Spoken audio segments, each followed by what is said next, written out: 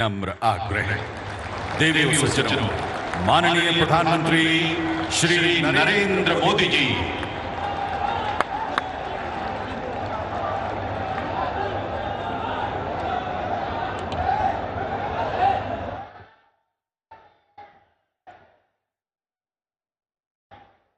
भारत माता की,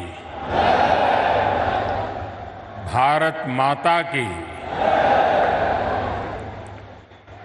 मध्य प्रदेश के गवर्नर श्री मंगूभाई पटेल, मुख्यमंत्री भाई शिवराज जी, केंद्रीय मंत्रिमंडल के मेरे सहयोगीगण, पंचायती राज मंत्रालय का नेतृत्व कर रहे भाई गिरिराज जी, विधायकगण, सांसदगण, अन्य सभी महानुभाव और बड़ी संख्या में यहां पधारे मेरे प्यारे भाइयों और बहनों, रीवा की इस ऐतिहासिक धरती से मैं मां विंध्यवासिनी को प्रणाम करता हूं। ये धरती शूरवीरों की है, देश के लिए मर मिटने वालों की है।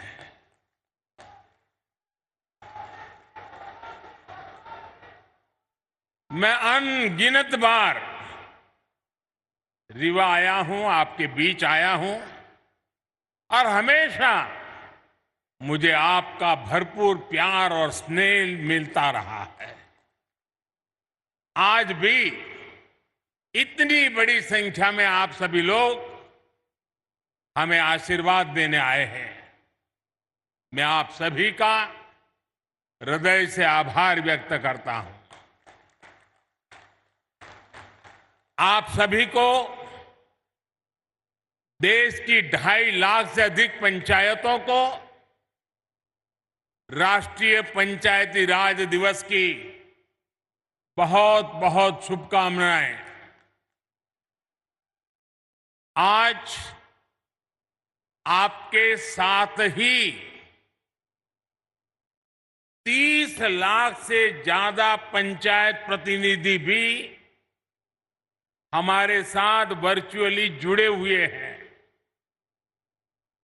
ये निश्चित रूप से भारत के लोकतंत्र की बहुत ही सशक्त तस्वीर है। हम सभी जनता के प्रतिनिधि हैं। हम सभी इस देश के लिए, इस लोकतंत्र के लिए समर्पित है। काम के दायरे भले ही अलग अलग हो, लेकिन लक्ष्य एक ही है, जन सेवा से राष्ट्र सेवा। मुझे खुशी है कि गांव गरीब का जीवन आसान बनाने के लिए जो भी योजनाएं केंद्र सरकार ने बनाई हैं, उन्हें हमारी पंचायतें पूरी निष्ठा से जमीन पर उतार रही है। भाई और बहनों, आज यहां ई ग्राम स्वराज और ई ग्राम पोर्टल को मिलाकर जो नई व्यवस्था लॉन्च की गई है, उससे आपका काम और आसान होने वाला है। पीएम स्वामित्व योजना के तहत भी देश के 35 लाख ग्रामीण परिवारों को प्रॉपर्टी कार्ड दिए गए हैं। आज मध्य प्रदेश के विकास से जुड़ी 17,000 करोड़ रुपए से अधिक की परियोजनाओं का शिलान्यास और लोकार्पण भी हुआ है। इसमें रेलवे के प्रोजेक्ट्स हैं, गरीबों को पक्के घर के प्रोजेक्ट्स हैं, पानी से जुड़ी परियोजनाएं हैं, गांव गरीब का जीवन आसान बनाने वाले, रोजगार का निर्माण करने वाले इन प्रोजेक्ट्स के लिए भी मैं आप सभी को बहुत बहुत बधाई देता हूं। साथियों, आजादी के इस अमृत काल में हम सभी देशवासियों ने विकसित भारत का सपना देखा है और उसे पूरा करने के लिए दिन रात मेहनत कर रहे हैं।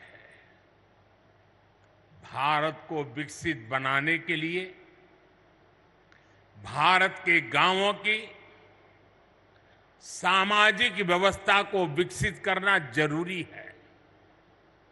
भारत को विकसित बनाने के लिए भारत के गांवों की आर्थिक व्यवस्था को विकसित करना जरूरी है। भारत को विकसित बनाने के लिए भारत के गांवों की पंचायत व्यवस्था, पंचायती व्यवस्था को भी विकसित करना जरूरी है। इसी सोच के साथ हमारी सरकार देश की पंचायती राज व्यवस्था को मजबूत करने के लिए लगातार काम कर रही है। पहले की सरकारों ने कैसे पंचायतों से भेदभाव किया और उनसे उल्टा कैसे हम उन्हें सशक्त कर रहे हैं, पंचायतों में सुविधा बढ़ा रहे हैं, ये आज गांव वाले भी देख रहे हैं, देश के लोग भी देख रहे हैं। 2014 के पहले पंचायतों के लिए वित्त आयोग का अनुदान 17,000 करोड़ रुपए से भी कम था। आंकड़ा याद रखोगे आप? आंकड़ा याद रखोगे? कुछ आप बताओगे तो मुझे पता चलेगा। याद रखोगे? 14 के पहले 17,000 करोड़ से कम। क्या इतनी कम राशि से इतना बड़ा देश, इतनी सारी पंचायतें कैसे अपना काम कर पाती? 2014 में हमारी सरकार आने के बाद पंचायतों को मिलने वाला ये अनुदान 70,000 से बढ़ाकर 2 लाख करोड़ रुपए से ज्यादा हो गया है। आप बताएंगे मैंने कितना बताया? पहले कितना था, अब कितना हुआ? चला जाए साहब। अब आप अंदाज लगा सकते हैं काम कैसे करते हैं। मैं आपको 2 और उदाहरण देता हूं। 2014 से पहले के 10 वर्षों में, मैं उन 10 साल की बात करता हूं, केंद्र सरकार की मदद से 6,000 के आसपास ही पंचायत भवन बनवाए गए थे। पूरे देश में करीब करीब 6,000 पंचायत घर बने थे। हमारी सरकार ने 8 साल के अंदर अंदर 30,000 से ज्यादा नए पंचायतों भवन का निर्माण करवा चुकी है। अब ये आंकड़ा भी बताएगा कि हम गांवों के लिए कितने समर्पित हैं। पहले की सरकार ने ग्राम पंचायतों तक ऑप्टिकल फाइबर पहुंचाने की योजना भी शुरू की थी, लेकिन उस योजना के तहत देश की 70 से भी कम, 100 भी नहीं, 70 से भी कम ग्राम पंचायतों को ऑप्टिकल फाइबर से जोड़ा गया था। वो भी शहर के बाहर जो नजदीक में पंचायत पड़ती थी वहां पर गए थे। ये हमारी सरकार है जो देश की 2 लाख से ज्यादा पंचायतों तक ऑप्टिकल फाइबर को ले गई है। फर्क साफ है दोस्तों। आजादी के बाद की सरकारों ने कैसे भारत की पंचायती राज व्यवस्था को ध्वस्त किया, मैं इसके विस्तार में नहीं जाना चाहता। जो व्यवस्था आजादी के भी सैकड़ों वर्ष, हजारों वर्षों पहले से थी, उसी पंचायती राज व्यवस्था पर आजादी के बाद भरोसा ही नहीं किया गया। पूज्य बापू कहते थे, भारत की आत्मा गांवों में बसती है, लेकिन कांग्रेस ने गांधी के विचारों को भी अनसुना कर दिया। 90 के दशक में पंचायती राज के नाम पर खानापूर्ति जरूर की गई, लेकिन फिर भी पंचायतों की तरफ वो ध्यान नहीं दिया गया जिसकी जरूरत थी। साथियों, 2014 के बाद से देश ने अपनी पंचायतों के सशक्तिकरण का बीड़ा उठाया है और आज इसके परिणाम नजर आ रहे हैं। आज भारत की पंचायतें गांवों के विकास की प्राणवायु बनकर उभर रही है।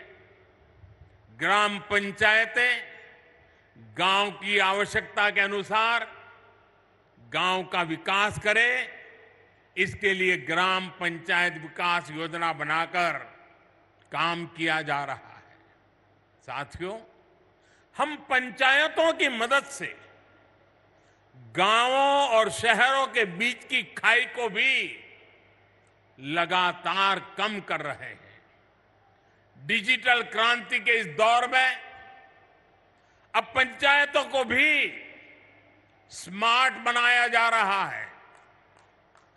आज पंचायत स्तर पर योजनाएं बनाने से लेकर उन्हें लागू करने तक में टेक्नोलॉजी का भरपूर इस्तेमाल हो रहा है। जैसे आप लोग अमृत सरोवर पर इतना काम कर रहे हैं, इन अमृत सरोवरों के लिए जगह चुनने में, काम पूरा करने में हर स्तर पर टेक्नोलॉजी का खूब इस्तेमाल हुआ है। आज यहां ई Gram Swaraj jam integrated portal का शुभारंभ भी किया गया है। इससे पंचायतों के माध्यम से होने वाली खरीद की प्रक्रिया सरल और पारदर्शी बनेगी।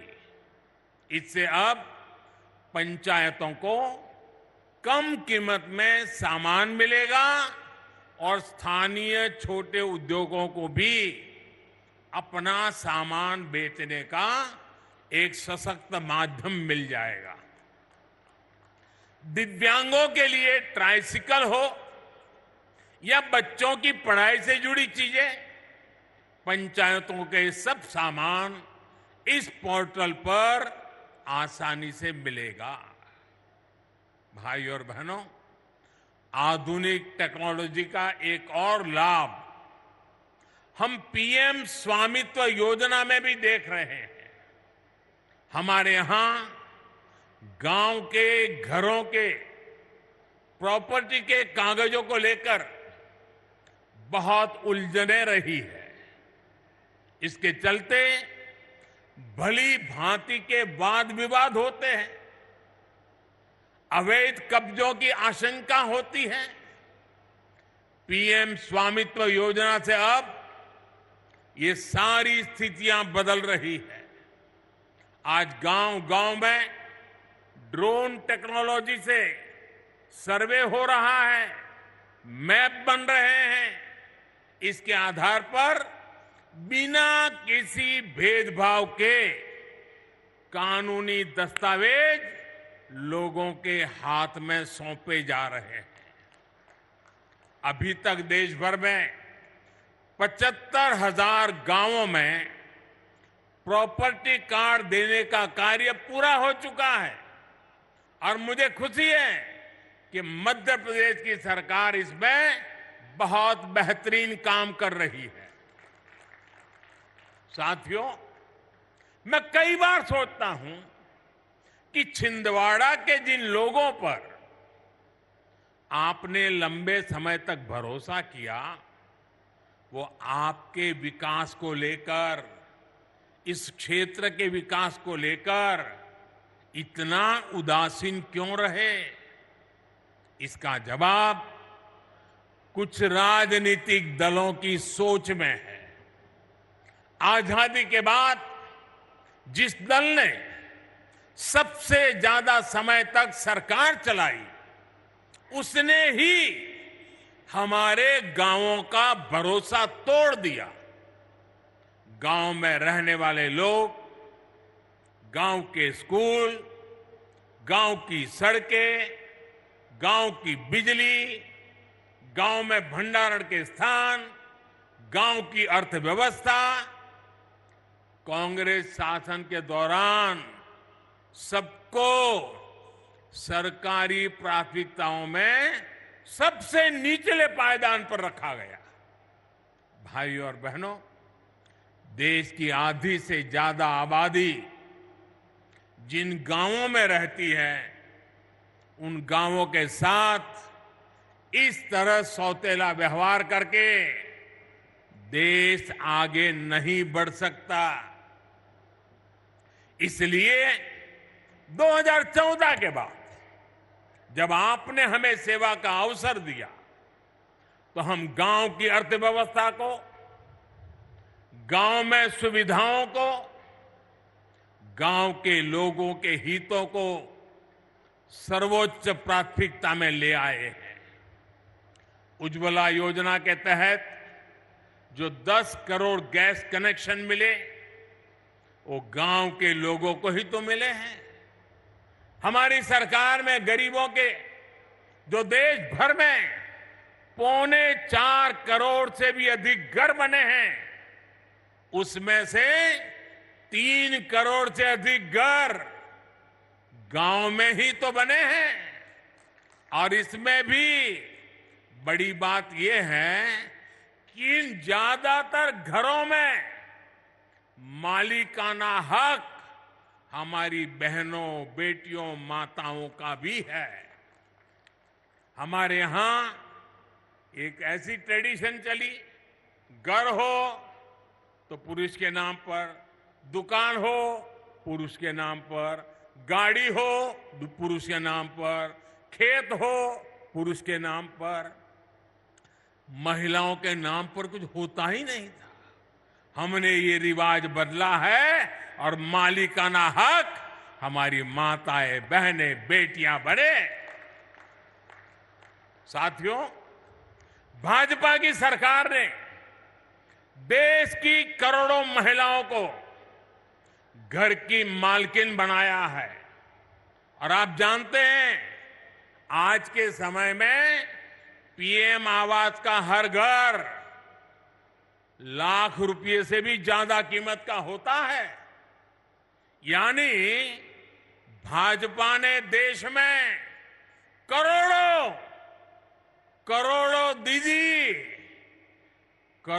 दीदी को लखपति दीदी बनाया है। मैं इन सभी लखपति दीदियों को प्रणाम करता हूं। आप आशीर्वाद दीजिए कि देश में और कोटि दीदी भी लखपति बने, इसके लिए हम काम करते रहे। आज ही यहां 4 लाख लोगों का उनके अपने पक्के घर में गृह प्रवेश हुआ है। इसमें भी बहुत बड़ी संख्या में लखपति दीदी बन गई है। मैं सभी को बहुत बहुत बधाई देता हूं। साथियों, पीएम सौभाग्य योजना के तहत जिन 2.5 करोड़ घरों में बिजली पहुंची, उनमें से ज्यादातर गांव के ही घर हैं। गांव के रहने वाले मेरे भाई बहन हैं। गांव के लोगों के लिए हमारी सरकार ने हर घर जल योजना भी शुरू की है। सिर्फ 3-4 साल में इस योजना की वजह से देश के 9 करोड़ से अधिक ग्रामीण परिवारों को घर में नल से जल मिलने लगा है। यहां एमपी में भी गांव में रहने वाले सिर्फ 13 लाख परिवारों तक नल से जल पहुंचता था। पहले की बात करता हूं। आज एमपी के गांवों में करीब करीब 60 लाख घरों तक नल से जल पहुंचने लगा है और आपका एक जिला तो 100% हो गया है। साथियों, हमारे गांव के लोगों का पहले देश के बैंकों पर अधिकार ही नहीं माना जाता था, भुला दिया गया था। गांव के ज्यादातर लोगों के पास ना बैंक खाते होते थे और ना ही उन्हें बैंकों से सुविधा मिलती थी। बैंक खाता ना होने की वजह से सरकार जो पैसा गरीबों के लिए भेजती थी वो भी बीच में ही लूट जाता था। हमारी सरकार ने इसे भी पूरी तरह बदल दिया है।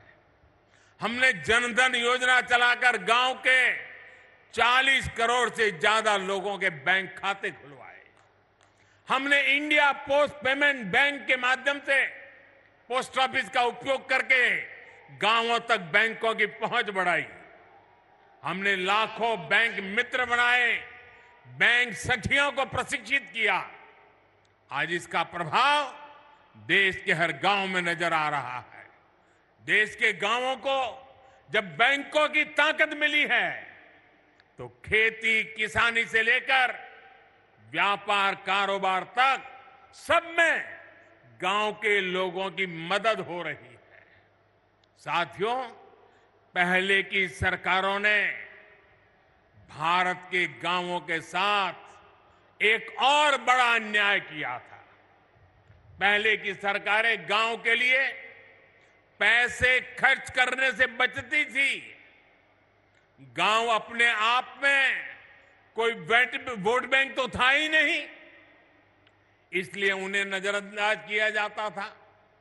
गांव के लोगों को बांटकर कई राजनीतिक दल अपनी दुकान चला रहे थे। भारतीय जनता पार्टी ने गांवों के साथ हो रहे इस अन्याय को भी समाप्त कर दिया है। हमारी सरकार ने गांवों के विकास के लिए भी तिजोरी खोल दी। आप देखिए, हर घर जल योजना पर 3.5 लाख करोड़ रुपए से ज्यादा खर्च किया जा रहा है। पीएम आवास योजना पर भी लाखों करोड़ रुपए खर्च किए जा रहे हैं। दशकों से अधिक अधूरी पड़ी सिंचाई परियोजनाओं को पूरा करने के लिए 1 लाख करोड़ रुपए खर्च किए जा रहे हैं। पीएम ग्रामीण सड़क योजना पर भी हजारों करोड़ रुपए खर्च किए जा रहे हैं। पीएम किसान सम्मान निधि के तहत भी सरकार ने करीब 2.5 लाख करोड़ रुपए सीधे किसानों के बैंक खातों में भेजे हैं। यहां एमपी के लगभग 90 लाख किसानों को भी 18,500 करोड़ रुपए इस योजना के तहत मिले हैं। इस निधि से रीवा के किसानों को भी करीब 500 करोड़ रुपया मिले हैं। हमारी सरकार ने जो एमएसपी बढ़ाई है उससे भी गांवों में हजारों करोड़ रुपए अतिरिक्त पहुंचे हैं। कोरोना के इस काल में पिछले 3 साल से हमारी सरकार गांव में रहने वाले गरीबों को मुफ्त राशन दे रही है। गरीब कल्याण की इस योजना पर भी 3 लाख करोड़ रुपए से अधिक खर्च किए जा रहे हैं। साथियों, जब गांव में विकास के इतने काम होते हैं, जब इतना सारा पैसा खर्च होता है, तो गांव में रोजगार के अवसर भी बनते हैं। गांव में रोजगार, स्वरोजगार को गति देने के लिए, गांव के लोगों को गांव में ही काम देने के लिए केंद्र सरकार मुद्रा योजना भी चला रही है। मुद्रा योजना के तहत लोगों को बीते वर्षों में 24 लाख करोड़ रुपए की मदद दी गई है। इससे गांवों में भी करोड़ों लोगों ने अपना रोजगार शुरू किया है। मुद्रा योजना की बहुत बड़ी लाभार्थी भी हमारी बहनें हैं, बेटियां हैं, माताएं हैं। हमारी सरकार की योजनाएं किस तरह गांव में महिला सशक्तिकरण कर रही है, गांव में महिलाओं को आर्थिक रूप से सशक्त कर रही है, उसकी चर्चा आज हर तरफ है।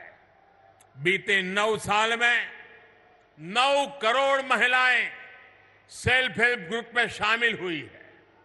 यहां मध्य प्रदेश में भी 50 लाख से ज्यादा महिलाएं स्वयं सहायता समूह से जुड़ी है। हमारी सरकार में हर स्वयं सहायता समूह को बिना बैंक गारंटी 20 लाख रुपए तक का ऋण दिया जा रहा है। कितने ही लघु उद्योगों की कमान अब महिलाएं ही संभाल रही है। यहां तो राज्य सरकार ने हर जिले में दीदी कैफे भी बनाया है। पिछले पंचायत चुनावों में सेल्फ हेल्प ग्रुप से जुड़ी करीब 17,000 बहनें पंचायत प्रतिनिधि के तौर पर चुनी गई है। ये अपने आप में बड़े गर्व की बात है। मैं मध्य प्रदेश की नारी शक्ति को इसके लिए फिर एक बार बहुत बहुत बधाई देता हूं।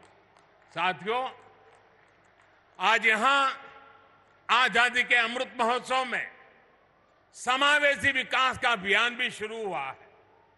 ये विकसित भारत के निर्माण के लिए सबका प्रयास के भाव को सशक्त करने वाला है। विकसित भारत के लिए देश की हर पंचायत, हर संस्था का प्रतिनिधि, हर नागरिक, हम सबको जुटना होगा। ये तभी संभव है जब हर मूल सुविधा तेजी से 100% लाभार्थी तक पहुंचे, बिना किसी भेदभाव के पहुंचे। इसमें आप सभी पंचायत प्रतिनिधियों की भूमिका बहुत बड़ी है। भाई और बहनों, पंचायतों द्वारा खेती से जुड़ी नई व्यवस्थाओं को लेकर भी जागरूकता अभियान चलाने की जरूरत है। प्राकृतिक खेती को लेकर आज देश में बहुत व्यापक स्तर पर काम चल रहा है। यहां भी केमिकल खेती के नुकसान के बारे में चर्चा हुई है। हमने देखा कि कैसे हमारी बेटियों ने धरती मां की तकलीफ के बारे में हम सभी को बताया। नाट्य प्रयोग करके धरती मां की वेदना हम तक पहुंचाई है। केमिकल वाली खेती से धरती मां का जो नुकसान हो रहा है, बहुत ही आसान तरीके से हमारी इन बेटियों ने सबको समझाया है। धरती की ये पुकार हम सभी को समझनी होगी। हमें हमारी मां को मारने का हक नहीं है। ये धरती हमारी मां है, उस मां को मारने का हमें अधिकार नहीं है। मेरा आग्रह है कि हमारी पंचायतें प्राकृतिक खेती को लेकर जन जागरण अभियान चलाए। छोटे किसान हो, पशुपालक हो, मछुआरे भाई बहन हो, इनकी मदद के लिए जो अभियान केंद्र सरकार चला रही है, उसमें भी पंचायतों की बड़ी भागीदारी है। जब आप विकास से जुड़ी हर गतिविधि से जुड़ेंगे तो राष्ट्र के सामूहिक प्रयासों को बल मिलेगा। यही अमृत काल में विकसित भारत के निर्माण की ऊर्जा बनेगी। साथियों, आज पंचायती राज दिवस पर मध्य प्रदेश विकास को नई गति देने वाली कई और परियोजनाओं का शिलान्यास और लोकार्पण हुआ है। Chhindwara, Nainpur, Mandla fort rail line के बिजलीकरण से इस क्षेत्र के लोगों की दिल्ली, चेन्नई और हावड़ा, मुंबई तक कनेक्टिविटी और आसान हो जाएगी। इसका बड़ा लाभ हमारे आदिवासी भाई बहनों को भी होगा। आज छिंदवाड़ा, नैनपुर के लिए नई ट्रेनों भी शुरू हुई है। इन नई ट्रेनों के चलने से कई कस्बे और गांव अपने जिला मुख्यालय छिंदवाड़ा, सिवनी से सीधे जुड़ जाएंगे। इन ट्रेनों की मदद से नागपुर और जबलपुर जाना भी आसान हो जाएगा। आज जो रीवा, इतवारी, छिंदवाड़ा नई ट्रेन चली है, उससे भी अब सिवनी और छिंदवाड़ा सीधे नागपुर से जुड़ जाएंगे। ये पूरा क्षेत्र तो अपने वन्य जीवों के लिए बहुत प्रसिद्ध है। यहां की बढ़ती हुई कनेक्टिविटी यहां पर्यटन भी बढ़ाएगी और रोजगार के नए अवसर भी बनाएगी। इसका बड़ा लाभ यहां के किसानों को होगा, विद्यार्थियों को होगा, रेलवे के डेली पैसेंजर्स को होगा, छोटे कारोबारी और दुकानदारों को होगा। यानी डबल इंजन की सरकार ने आज आपकी खुशियां भी डबल कर दी है। साथियों, आज मैं आपका एक और बात के लिए आभार व्यक्त करना चाहता हूं। अभी शिवराज जी ने बड़े विस्तार से वर्णन किया कि इस रविवार मन की बात के 100 एपिसोड पूरे हो रहे हैं। आप सभी के आशीर्वाद, आप सभी के स्नेह और आपके योगदान की वजह से ही मन की बात आज इस मुकाम तक पहुंचा है। मध्य प्रदेश के अनेकों लोगों की उपलब्धियों का जिक्र मैंने मन की बात में किया है। यहां के लोगों की लाखों चिट्ठियां और संदेश भी मुझे मिलते रहे हैं। इस बार रविवार को मन की बात में फिर आपसे मिलने के लिए मैं भी बहुत इंतजार कर रहा हूं, क्योंकि सेंचुरी है ना, और हमारे यहां तो सेंचुरी का जरा महत्व ज्यादा ही होता है। आप हर बार की तरह रविवार को अवश्य मेरे साथ जुड़िएगा। इसी आग्रह के साथ मैं अपनी बात समाप्त करता हूं। एक बार फिर आप सभी को पंचायती राज दिवस की अनेक अनेक शुभकामनाएं देता हूं। बहुत बहुत धन्यवाद।